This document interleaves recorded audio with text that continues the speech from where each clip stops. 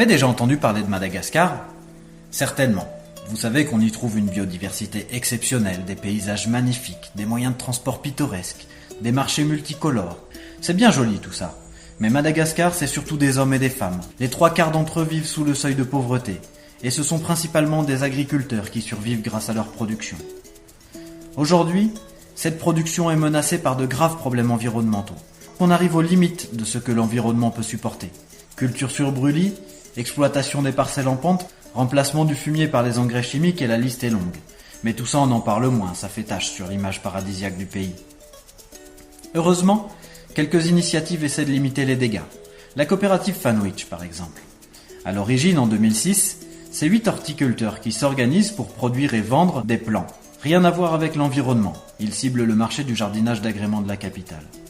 Mais étant aussi confrontés aux problématiques environnementales, ils décident de s'attaquer aux problèmes. Pour eux, l'enjeu est clair. Il faut planter un maximum d'arbres dans l'environnement, installer des massifs forestiers et des haies vives entre les parcelles, en espérant que les racines de tous ces arbres retiendront le sol et permettront une meilleure infiltration de l'eau. Pour y parvenir, la coopérative veut mettre en place un centre de référence en horticulture et aménagement du paysage. Ce sera en même temps un outil de production, avec les infrastructures et équipements nécessaires pour produire jusqu'à 120 000 plants par an, mais aussi un lieu dédié à la formation de nouveaux pépiniéristes. Et un site de démonstration, avec des parcelles aménagées pour former les autres agriculteurs sur les techniques de protection de l'environnement. Bon, c'est bien d'avoir un projet, mais comment on fait pour le réaliser quand on est une petite coopérative et qu'on dispose de peu de moyens ? On apporte ce qu'on peut, notre savoir-faire, notre force de travail, notre bonne volonté, mais on a aussi besoin de vous, de votre participation.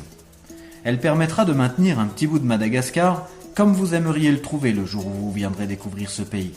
Et elle permettra surtout à des familles d'agriculteurs de continuer à produire et à vivre de leur métier.